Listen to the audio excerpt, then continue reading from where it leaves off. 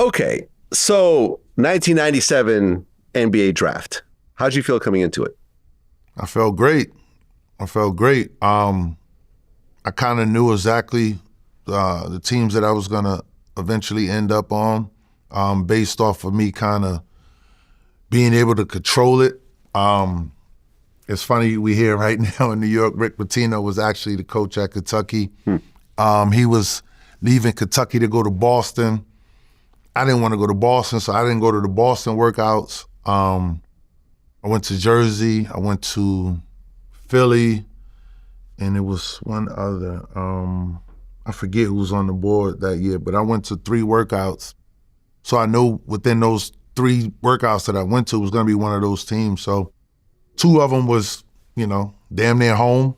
So it was like, I know I'm going to end up in the right spot, to start off. Well, you were number 7 in the NBA draft. Number 1 was Tim Duncan. 2 was Keith Van Horn. 3 was Chauncey Billups. Any thoughts about the whole, gambling arrest situation? No, I don't know too much about it. Yeah. And it's pretty shocking, though, if you ask me. It is. Considering he was an NBA coach at this point, insane. Yeah, but you never know what people got going on, you know what I mean? Day-to-day life. And that gambling shit is addictive, man, so. Yeah. Antonio Daniels was 4. Tony Batty was 5. Ron Mercer was 6. After they went to 6, were you getting nervous or okay, where am I going to be here? No, I knew it was going to be 7. Oh, you already knew 7? Yeah, because, you start hearing the whispers. And then also Ron Mercer and someone else you named. Who went 3rd? 3rd was Chauncey Billups. No, it wasn't. It was someone else. Tim Duncan, Keith Van Horn, Chauncey Billups, Antonio Daniels, Tony Batty, Ron Mercer. Then you. Okay. So, yeah, it was just Ron Mercer. I knew Ron was going to go to Boston because, again, Ron played at Kentucky. So you start hearing, small, and then your agents, they getting information, so they telling you what's going on. So I knew it was going to be 7, and I knew it was going to be the home team, which was the Nets at that time here in Jersey. Yeah.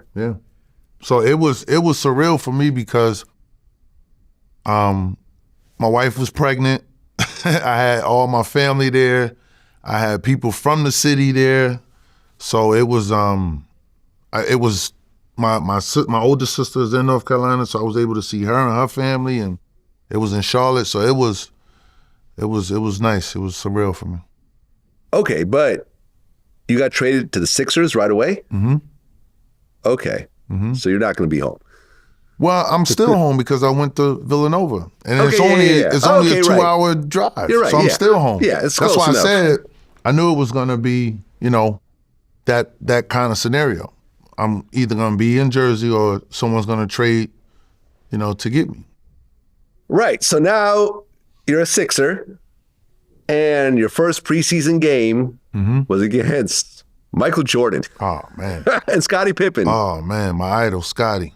Yeah, that was your mentor before? Yeah. In high school, yeah. His agent was actually trying to sign me. So, man, probably my sophomore year. So I got a chance to go see all of those great Bulls, Knicks matchups in high school. So in the Big East Championship game, we lost to Boston College. Scottie actually came to my game, So, yeah, so he was early on. He was my guy. Kobe latched on to MJ, and I latched on to Scottie, definitely.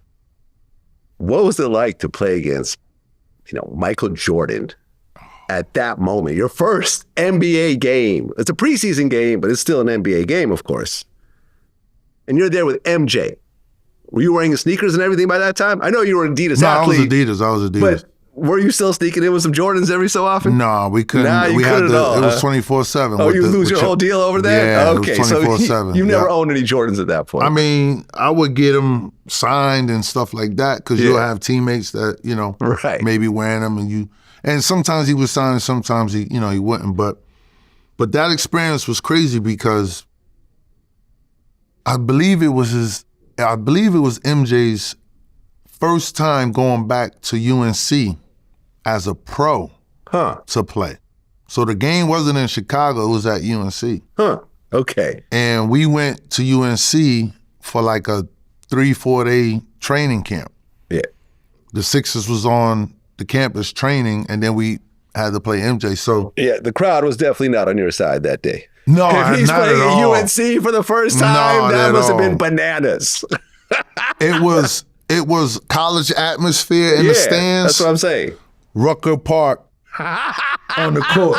It was standing room everywhere. It was 3 rows of like standing room. It was ridiculous, man. It was ridiculous. But for me to like, hear the intro, the the Bulls intro, to see my mentor come out, now I gotta play against him and MJ.